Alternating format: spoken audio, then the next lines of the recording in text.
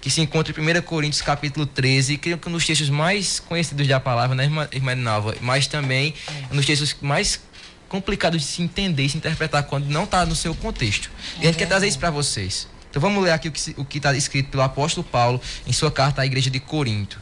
Está escrito: ainda que eu falasse a língua dos homens e dos anjos, se não tiver amor, serei como um bronze que soa ou como um símbolo que retine. Ainda que eu tenha o dom de profetizar e conheça todos os seus mistérios, e toda a ciência, ainda que eu tenha tamanha fé a ponto de transportar montes, se não tiver amor, nada serei. E ainda que eu distribua todos os meus bens entre os pobres, e ainda que eu entregue o meu próprio corpo para ser queimado, se não tiver amor, isso de nada me adiantará. O amor é paciente e bondoso. O amor não arde em ciúmes, não se envaidece, não é orgulhoso, não se conduz de forma inconveniente, não busca seus interesses, não se irrita, não se ressente com o mal. O amor não se alegra com a injustiça, mas se alegra com a verdade. Tudo sofre, tudo crê, tudo espera, tudo suporta. O amor jamais acaba. Havendo profecias, desaparecerão. Havendo línguas, cessarão. Havendo ciência, passará. Pois o nosso conhecimento é incompleto e nossa profecia é incompleta. Mas quando vier o que é completo, então o que é incompleto será aniquilado. Então, amados irmãos, aqui é um texto em que o apóstolo Paulo está falando à igreja de Coríntios, e eu queria trazer para os amados irmãos esse contexto. A grande questão é que o amor é um tema muito falado na atualidade. Sempre nós vemos isso, presbítero Alexandre, irmã Adinalva. O amor sempre foi um tema muito falado. Você tem uma ideia, os gregos, eles tinham um conceito, vocês sabem muito bem disso, para a palavra amor, de 3 conceitos, de tão complexo que era, né? A gente sabe que é o amor eros, amor ágape, amor filis, né, entre outros. E a gente vê que o conceito de amor, ele é um conceito bastante amplo ultimamente e muito incerto. Muitos chamam de amor o afeto entre uma mãe e um filho. Muitos chamam de amor, professor Alexandre, um relacionamento amoroso, um namoro. Muitos chamam de amor um relacionamento sexual, um laço de afetividade entre 2 pessoas. Chama também um sentimento. Muitos dizem que amor é respeito. Quando a gente não escuta essa frase, esse jargão, diz o que importa é o amor. Mas o que a Bíblia fala sobre o amor? Será que o amor é você fechar os olhos para todas as coisas e dizer o que importa é de fato o amor? Será que isso mesmo é amor? Será que amor é você deixar o outro na posição dele, não se intrometer e não falar a verdade em troca de uma relação mútua, em troca de um sentimento? Será que é somente um sentimento? O amor é isso que eu queria trazer para vocês hoje. E eu queria que a irmã Edinalva já começasse falando para a gente o contexto do amor segundo a Bíblia, irmã Edinalva. A gente sabe que a Bíblia não se cala quanto a isso, quanto ao amor, né? Então fique à vontade para falar um pouquinho sobre o que é amor segundo as Escrituras. Eu quero, antes de tudo, saudar todos os ouvintes com a paz do Senhor. Amém. Que verdadeiramente você sinta a presença de Deus no teu lar através de sua santa palavra. E nós estamos aqui gratos a Deus por esse momento maravilhoso em que Ele nos traz aqui para vir falarmos do amor. Não o amor de uma forma genérica, mas o amor verdadeiro, o amor que procede de Deus. Amém. O amor que é o próprio Deus, como assim diz a sua palavra. E o texto que eu vou ler aqui para os amados irmãos, ouvintes, se encontra na carta de 1 João, capítulo 4, versículo 7, onde diz que Deus é amor. E ele fala no versículo 7, amados, amemo-nos uns aos outros, porque o amor procede de Deus. E todo aquele que ama é nascido de Deus e conhece a Deus. E ele prossegue dizendo que aquele que não ama não conhece a Deus, pois Deus é amor. E glória seja dada ao nosso Deus, porque Ele nos traz esse texto, um texto que vem muito mais esclarecido a respeito do amor, o amor de Deus, o amor bíblico. Porque, irmãos e amados ouvintes, se nós formos pensar que o amor de Deus é um atributo divino.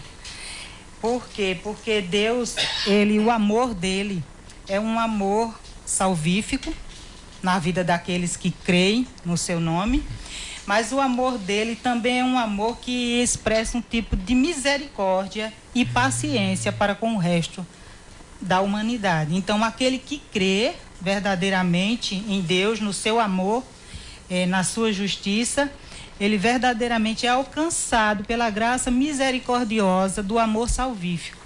E a humanidade que não crê também é alcançado por este amor misericordioso e paciente que Deus tem para com toda a sua criação. Então, e ele prossegue dizendo, nisto consiste o amor, não em que nós tenhamos amado a Deus, mas em que ele nos amou e enviou o seu Filho como propiciação pelos nossos pecados. Então aí nós já começamos a entender qual o sentido verdadeiro do amor bíblico. O amor bíblico que salva, o amor de Deus salvífico, porque Deus, pela sua infinita graça e misericórdia, ele envia o seu Filho único, o seu Filho unigênito ao mundo para morrer pelos nossos pecados. Então nós começamos a entender a plenitude e a imensidão do amor de Deus em oferecer, em dar, entregar o seu Filho para morrer pelos nossos pecados, para pagar pelos nossos pecados. Aí ele prossegue no versículo onde diz: amados, se Deus de tal maneira nos amou, devemos nós também amarmos uns aos outros. Aí ele já passa para o amor entre os irmãos, o amor entre a igreja, que também é um mandamento do Senhor. Amém? Amém, irmã, é verdade. Quando a senhora falava aqui, eu lembrava do que Paulo falou lá em Romanos 5:8, quando ele fala que Deus provou do seu amor para conosco, por ter Cristo Jesus morrido por nós quando ainda éramos pecadores. Isso é muito interessante, porque o amor de Deus não é somente um atributo que ele fala que tem, mas que ele agiu. Não sei se vocês percebem isso, Alexandre, irmã Ednalva. Vocês veem como Deus ele fez. Ele não provou seu amor só falando e só fazendo. Não só falando, mas ele fez, ele provou seu amor quando ele se fez homem, o verbo se fez carne, quando ele levou sobre si nosso pecado, a ira de Deus, ele nos amou. O amor-ação, né? É amor-ação, sacrificial. É o que os gregos chamavam de ágape. Amor que se doa, que prefere morrer para ver o outro viver. É esse amor que a gente veio falar hoje. Pastor Alexandre, por que Paulo escreveu essas palavras? Qual era o contexto dessa carta? Como é que era a igreja de Corinto? Por que ele falou essas palavras? Porque muita gente fala assim, fala esse versículo aqui do nada, né? Mas por que ele falou isso aqui sobre o amor, pastor Alexandre? Fala pra gente, por favor. A paz do Senhor, amados ouvintes, povo de Deus, que Deus continue abençoando a cada um de nós neste dia maravilhoso que Ele nos concede. Amém? Amém. E eu louvo a Deus porque Ele nos trata de um assunto hoje, que Ele trata, Deus trata conosco a respeito de uma coisa que Ele deixou para nós, que Ele colocou em nós, porque Ele primeiramente nos amou primeiro, diz a palavra. Ele amou cada um de nós primeiro, para depois a gente entender a tão grande importância do amor, né? Como já disse Samuel, o amor sacrificial, que é o amor ágape. Mas o contexto que Paulo faz esse discurso, lembrando que essas instruções acerca dos dons espirituais, no capítulo 12, ele fala claramente sobre todos os dons. Essa igreja era uma igreja dinâmica e que havia problemas entre os membros. Só para você entender, tinha partidarismo naquela época, naquele tempo que ele escreveu isso aí. Homens que se relacionavam com sua madrasta, problemas quanto ao casamento, falta de compromisso quanto à espera dos irmãos na hora da ceia e falta de organização na administração do culto. Então Paulo, ele vai categoricamente falar sobre os dons e depois fala que o principal entre eles todos seria o amor. Lembrando que todas as coisas, primeiramente ele teria que focar o amor, não fazer as coisas por vão interesse. Se você for prestar atenção, tem muita gente que já foi dito hoje que confunde muito essa ideia de amor, porque tem gente que ama dinheiro, né? O amor ao dinheiro, o amor às coisas, o amor à pessoa cegamente, etc. E confunde isso. E o que nós estamos hoje aqui falando é sobre o amor sacrificial de Cristo. E se você prestar bem atenção neste tema de hoje, você vai aprender bastante. Porque o amor de Deus é suficiente para nós. E é nesse contexto que Paulo ele identificou naquele tempo o que a igreja estava passando pela essa dificuldade terrível. Estava lembrando tudo menos do amor de Deus. Estava tentando fazer tudo menos o que Jesus ensinou, era pregar o seu divino amor. E eu até vou adiantar aqui, são quatro pontos que a gente queria deixar hoje. Eu até peço a Samuel, ele começar com o primeiro ponto, que é importante para nós entender. E você preste bastante atenção, que você vai aprender muito a respeito deste ensinamento da palavra de Deus nessa manhã. Amém. Então, no contexto de 1 Coríntios capítulo 13, a gente vai começar aqui, como o pastor Alexandre bem disse, dividindo em 4 pontos especiais nesse texto. É que Paulo começa falando, irmã Edinalva, de que o amor é superior aos dons espirituais. A igreja de Coríntios, como o pastor muito bem falou, era uma igreja muito dinâmica nessa questão dos dons. Vivia dons extraordinários. Mas ainda assim, esses dons não estavam com a motivação correta. Não estavam colocando o amor acima disso tudo. Não estavam colocando o bem comum, a unidade, essa diversidade, como ponto primais. Havia partidarismo, havia coisas terríveis ali que não mostravam o mandamento que Jesus deixou lá em João 13.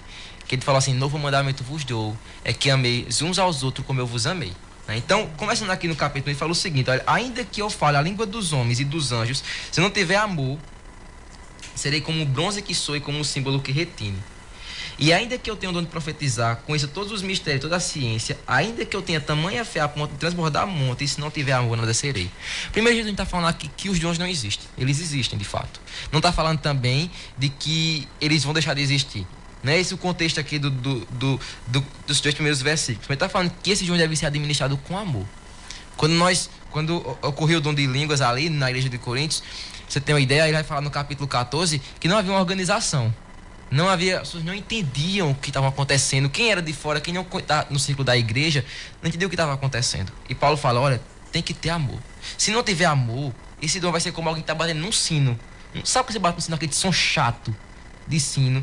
Então ele está dizendo o seguinte: se for assim, se não tiver amor, não vai adiantar. E como esse amor, ele vai explicar no capítulo 14. É ordem, respeito, acontecendo numa dinâmica correta de que Deus instituiu na liturgia do culto, ou seja, deve ocorrer de uma forma sequencial. Deve falar, quando for falar, fale 2, quando muito 3. Se não for falar, se não tiver intérprete, que fique calado. Então, essa é a dinâmica do amor aqui na igreja. E não pensar no amor para si mesmo como uma vanglória. Oh, Deus me deu esse dom para ser melhor que vocês. Não, mas um dom para edificar toda a igreja. Que todos são edificados, todos crescem.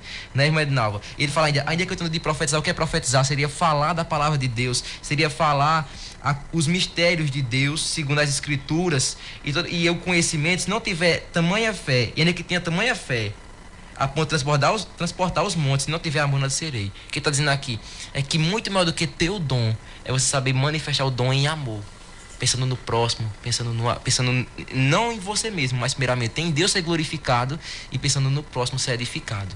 É para isso que serve o dom. É justamente isso. Se não for movido pelo amor a generalizar, a ser generoso, e também o sofrimento, não tem valor nenhum. É um ato, é um martírio, até eu vou dizer dizer, não tem valor para Deus. Então não adianta ser generoso e nem passar sofrimento se não for pelo amor. Então não vale de nada. Seria o que Paulo estava dizendo nessa época aí. É verdade. Então, irmã Edinalva, no segundo ponto que a gente marcou, no versículo 3, eu queria que a senhora comentasse para os amados ouvintes sobre o que o amor é superior ao sacrifício. Porque perceba, olha o que Paulo fala. Ele fala: ainda que eu distribua meus bens entre os pobres, olha o que ele fala: entrego o meu próprio corpo para ser queimado. Se não tiver amor, isso nada me adiantará. Como é que a senhora pode mostrar isso para o amado ouvinte, como essa dinâmica do amor sobre esse sacrifício que Paulo fala? Pois o apóstolo Paulo, ele diz que, em sua carta aos Coríntios, que quando ele chega no capítulo 12, ali na parte B do verso 31, ele apresenta: e eu passo a mostrar-vos ainda um caminho sobremodo excelente. Isso. É coisa maravilhosa demais. E ele diz, né? Ainda que eu distribua todos os meus bens aos pobres, entregue o meu próprio corpo para ser queimado, se não tiver amor, nada disso me aproveitará. Por quê? Porque ele está dizendo o quê? Que a condição essencial para o exercício de qualquer dom, esse aqui ele fala até do dom de misericórdia. Isso, né? isso. Para o exercício de qualquer dom, se não tiver amor, se não for por amor, de nada adianta. Porque nós queremos, muitas vezes, fazer com N intenções, né? Fazer para aparecer de uma forma geral, fazer para agradar alguém e não fazer propriamente como manda a palavra de Deus, né? Usar de misericórdia, como ele diz, ainda que eu distribua todos os meus bens aos pobres e ainda que entregue o meu corpo para ser queimado, se não tiver amor, de nada aproveitará. Então, se não tivermos uma vida na prática do amor em todas as nossas ações, como cristãos, de nada adianta, de nada serve. Como nós costumamos dizer, nós estamos perdendo tempo, porque nós somos chamados a viver o amor, um amor de ação. Exatamente. Né? Um amor de ação, não um amor que queira... você demonstrar ou fazer algo por alguém, muitas vezes querendo receber algo em troca e não vivendo verdadeiramente a palavra de Deus, onde nós somos chamados por Ele a amar.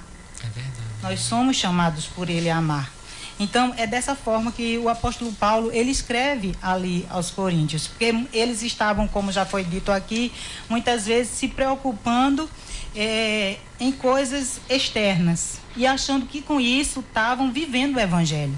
E o evangelho não é dessa forma. É verdade. É viver o amor, porque aqui em Romanos, capítulo 10, versículo 4, diz que o fim da lei é Cristo. Então, se nós não vivermos o fim da lei, que é Cristo, que é o amor, se não nós vivermos nessa verdade do evangelho, tudo que a gente vem a fazer, ele diz, mesmo que eu venha a ser queimado. Então, Paulo, ele até pega um pouco de exagero aí na sua fala, para que o povo de Corinto, eles entendam o verdadeiro significado de que Paulo está falando ali. É importante viver da forma que Deus manda, viver no amor.